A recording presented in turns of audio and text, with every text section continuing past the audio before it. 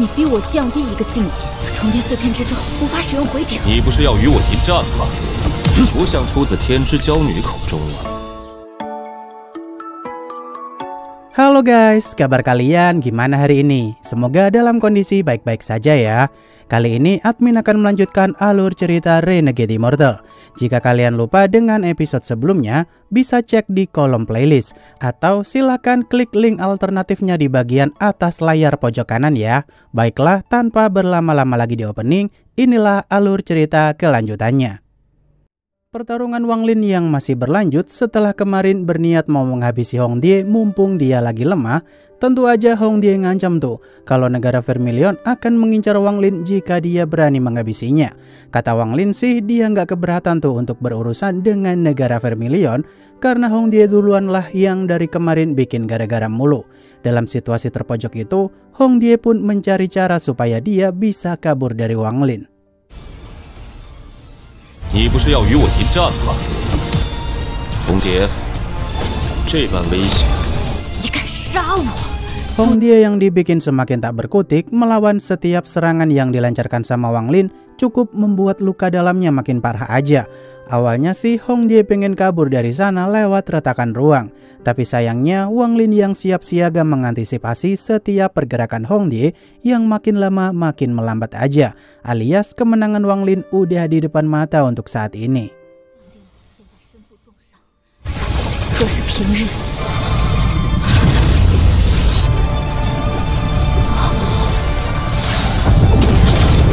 Hong Die yang terpaksa menggunakan harta spiritual terkuatnya supaya bisa kembali ke negara Vermilion. Tentu aja Zoe mulai paham tuh kenapa perempuan satu ini begitu percaya diri menjelajahi dunia abadi.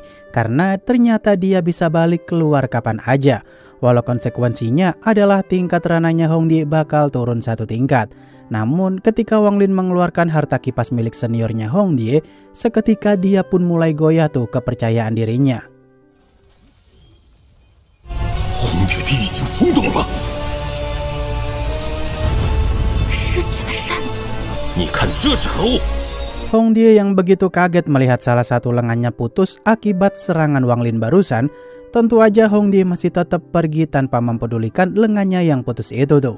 Dimana kata Wang Lin sih selagi dia punya darah dan dagingnya Hong Die, ya tinggal pakai metode santet aja ala dunia kultivator, udah beres tuh nantinya. Setelah itu Shin pun beralih ke tempat Chihu yang saat itu mencari cara supaya dia bisa pergi dari sana. Tapi sayangnya dia tak bisa pergi ke lapisan ruang timpang tindih sebelumnya, ya karena udah hancur ya gengs.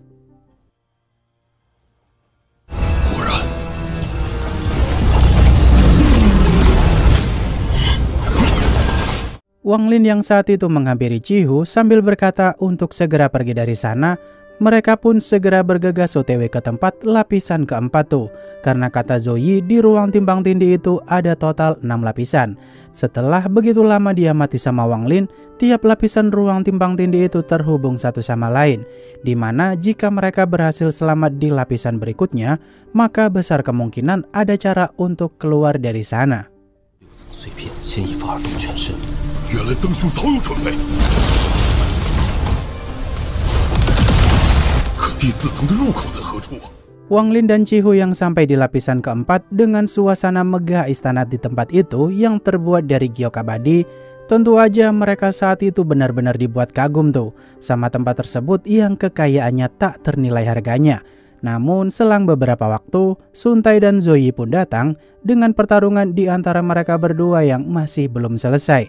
Kata Zoe sih dia rela mati demi Ayang Beb walau dirinya terus-terusan bertarung menggunakan roh primordialnya untuk melawan Sun Tai di sana.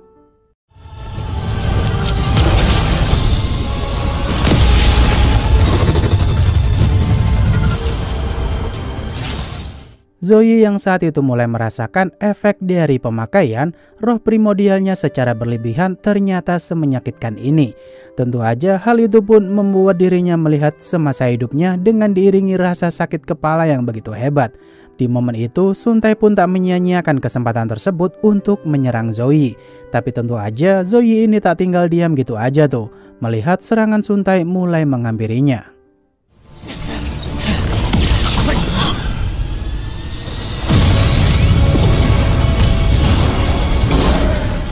Sun Tai yang masih dibikin ketakutan dan kabur ke sana kemari demi mengulur waktu supaya roh primordial Zoe cepat musnah, terlihat jika kesadaran Zoe sendiri mulai sedikit demi sedikit jadi tak karuan karena mempertahankan kesadarannya itu supaya tetap waspada. Tentu aja setiap pembuluh darahnya mulai rusak dan membuatnya jadi makin tak karuan. Sampai-sampai setiap serangannya aja udah mulai melenceng kemana-mana.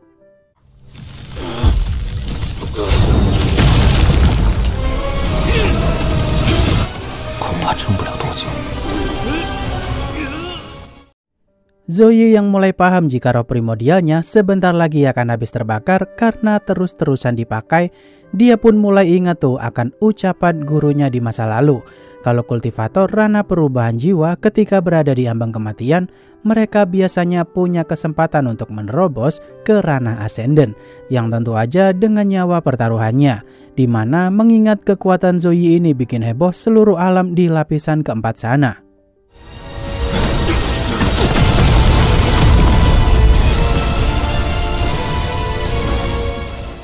Wang Lin yang dibuat tak berkutik di hadapan tekanan kekuatan spiritual roh primordialnya Zoe benar-benar mengerikan.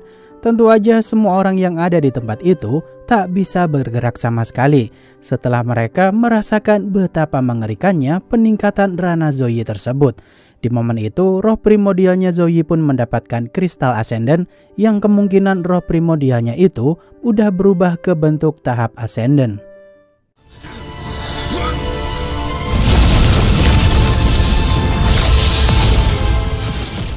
Zoe yang saat itu ingat betul jika dirinya dulu adalah manusia biasa dan diangkat jadi murid sama tetua sekte 5 elemen. Tentu aja bakat luar biasanya Zoe ini bikin sang guru memberinya tungku hujan supaya dirinya bisa menjelajah ke dunia abadi. Namun saat itu si Zoe yang mulai ingat jika dirinya terlena akan kecantikan Ting Er seperti terhipnotis gitu aja. Zoe pun pada saat itu diusir oleh sang guru karena menggunakan harta terkuat sekte 5 elemen untuk Ting Er.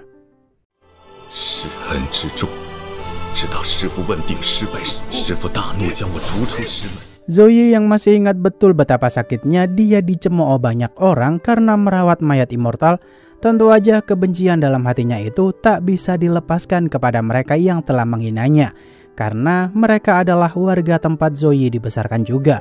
Justru karena Zoe udah terlanjur begitu terobsesi dengan Ting Er, dia pun berkelana ke sana kemari untuk mencari giok abadi lainnya demi jasad Ting Er bisa tetap utuh.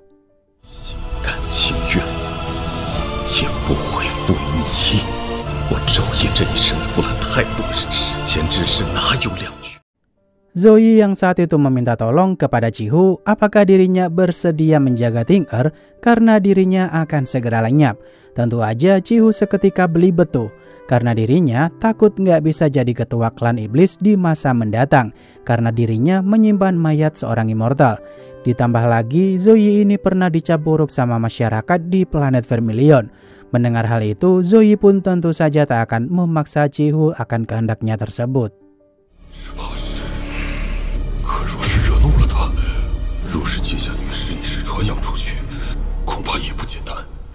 Zoe yang saat itu nawarin Wang Lin apakah dirinya bersedia membantunya untuk merawat Ting Er selama 1000 tahun ke depan. Tentu aja Wang Lin merasa tak yakin tuh bisa memenuhi harapan Zoe tersebut. Karena selama 1000 tahun juga Wang Lin harus ngasih Ting Er 1000 giok abadi juga selama itu. Tentu aja karena tugas tersebut cukup berat, maka Zoe akan ngasih semua barang berharga di setiap bangunan di tempat itu sebagai kompensasi jika Wang Lin bersedia.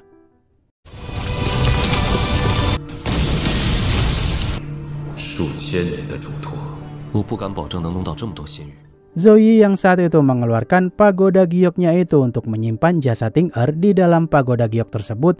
Di momen itu Zoe pun menyerahkan Ting Er sekaligus pagoda gioknya itu kepada Wang Lin. Tak hanya itu saja, Zoe juga ngasih kristal ascendant miliknya itu kepada Wang Lin. Siapa tahu jika Wang Lin mau menerobos ranah ascendant di masa mendatang, dia bisa menggunakan kristal tersebut untuk mengurangi presentasi kegagalan naik ranah supaya Wang Lin benar-benar naik ke ranah ascendant nanti. Cihu yang langsung kena mental setelah melihat Wang Lin dapetin berbagai macam imbalan yang dikasih sama Zoe.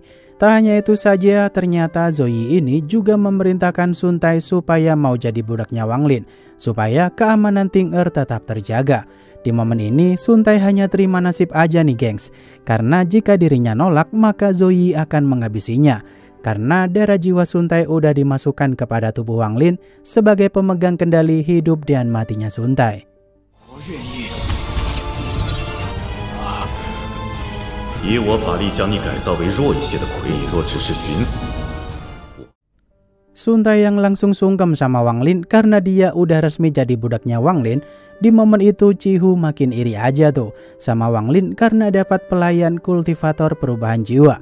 Setelah itu Zoe yang pamit pergi kepada Wang Lin dan Cihu karena roh primordialnya sebentar lagi akan lenyap. Ternyata secara ajaib Ting Er pun bangkit dan mulai keluar dari pagoda giok untuk menolong Zoe.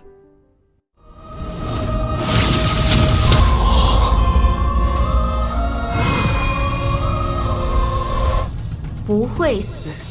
Ting Er yang saat itu mulai membuka ruang penyimpanan harta pusakanya dan memanggil pedang hujan immortal. Terlihat jika saking kuatnya pedang immortal tersebut bikin Wang Lin dan Cihu bergidik ngeri melihat betapa kuatnya kekuatan spiritual yang terdapat dalam harta pusaka immortal itu.